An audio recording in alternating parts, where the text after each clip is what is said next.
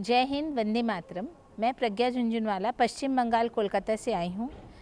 पिछले 2 साल से मेरे को सोराइसिस वाली बीमारी थी और जब मैंने डॉक्टर्स को दिखाया उस समय बहुत थोड़ी जगह था, मेरे कमर से स्टार्ट हुआ था और एक छोटा सा दाना था। तो डॉक्टर्स ने कहा आर्टिकेरिया है।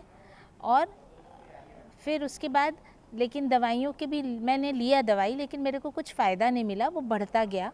फिर मैंने दूसरे डॉक्टर को दिखाया तो दूसरे डॉक्टर ने भी बहुत सारे टेस्ट लिखे और वो भी वो डिटेक्ट नहीं कर पा रहे थे कि एक्चुअल में बीमारी क्या है। फिर मैंने कुछ सलाह मशवरा करके और ज़्यादा बड़े डॉक्टर को दिखाया तो उन्होंने कहा हो सकता है तुमको हर्पीज़ हो। तो काफ़ी और टेस्टिंग, बायोप्सी वगैरह सब हुई। ये करते करते मेरे 6-8 महीने इसमें निकल गए, टेस्टिंग और दवाइयों लेने, लेकिन मेरे को कुछ फ़ायदा नहीं मिला और वो बढ़ते बढ़ते पूरे शरीर में फैल गया, इतना कि मेरे पूरे पीठ में और थोड़े चेहरे पे भी आने लग गया। तब मैं थोड़ा घबरा गई और मेरे पिताजी ने सलाह दी कि तुम एक बार एलोपैथी वगैरह छोड़ के आयुर्वेद में, अपने रामदेव बाबा हैं, क्योंकि मेरे पिताजी लाइफ मेंबर भी हैं और वो रामदेव बाबा में बहुत विश्वास करते हैं। तो मैंने फिर रामदेव बाबा के वहाँ पे सेंटर है पतंजलि का, कलकत्ता में, लेक टाउन में ही, तो वहाँ पे मैंने दिखाया और वहाँ से मेरे को दिखा के उन्होंने जो मेडिसिन्स दी वो मैंने फ़ॉलो किया और उसको फॉलो करने से मेरा धीरे धीरे कम होने लग गया। पहले मतलब 2 महीने में मेरा 50% आराम आया। गोधन अर्क वो मैंने लिया, केशर गुग्गल, कुछ एक दवाइयाँ मेरे को याद है, केशर गुग्गल, गोधन अर्क, कायाकल्पवटी, नीम घनवटी, ये 5-6 मेडिसिन्स थी।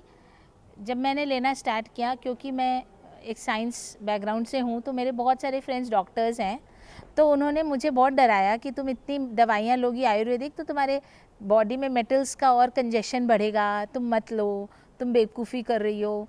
लेकिन मैंने किसी की नहीं सुनी, क्योंकि मेरे को 2 महीने में भी 40% आराम हुआ था और मेरे पिताजी ने काफ़ी बताया था। फिर मैं रामदेव बाबा को सुनने भी लग गई। तो मेरे को ये बहुत विश्वास भी बहुत इम्पॉर्टेंट है, इसमें मेरे को बहुत विश्वास बढ़ा और धीरे धीरे करते करते उसके बाद मेरे आज के डेट में तो चेहरे पे दाग भी नहीं है। मैं इतनी परेशान थी, मैंने कुछ फ़ोटोज़ भी नहीं उतारी थी उस पीरियड में, इतना डिप्रेशन हो गया था। लेकिन आज मैं पूरी तरह स्वस्थ हूँ। लोग कहते हैं कि सोराइसिस में आदमी स्वस्थ नहीं हो पाता है, लेकिन आज मैं पूरी तरह स्वस्थ हूँ और मेरे को इस बात का भी बहुत खुशी है कि जिन्होंने मुझे सलाह दी उन्होंने एकदम मुझे घबराहट नहीं पैदा की। बाकी सब डॉक्टर्स ने बहुत घबराहट पैदा कर दी थी कि ये कभी ठीक नहीं होगा, ये होगा, वो होगा, लेकिन यहाँ पे मुझे बहुत कॉन्फिडेंस मिला कि आप चिंता मत करिए, आपका ठीक हो जाएगा। तो ये कॉन्फिडेंस भी बहुत ज़रूरी था इस तरह की स्ट्रेस रिलेटेड, क्योंकि सोराइसिस स्ट्रेस रिलेटेड होती है। तो पहले आप ज़्यादा स्ट्रेस बढ़ा देंगे तो पेशेंट्स कभी भी ठीक हो नहीं सकते हैं।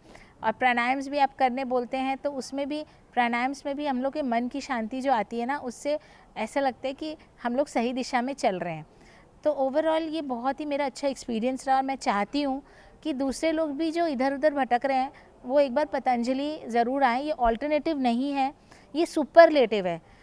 माने हम लोग झूठ मूठ का इतने अच्छे विज्ञान को हम लोग ऑल्टरनेटिव बोलते हैं। अगेन जब मैं इसका प्रचार करने लग गई तो सभी, मैंने फेसबुक पे भी डाला था, तो उन्होंने ये कहा कि ऑल्टरनेटिव मेडिसिन की इतनी तुम क्यों प्रचार कर रही हो, रिसर्च्ड नहीं है वो। तो मैं एक ही बात कहना चाहूँगी कि ये हमारा विज्ञान है और ये सुपरलेटिव है।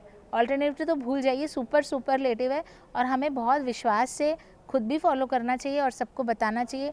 सोरियासिस जैसी बीमारी का अंत कर सकती है, कैंसर जैसी तो कुछ भी कर सकती है। जय हिंद, धन्यवाद।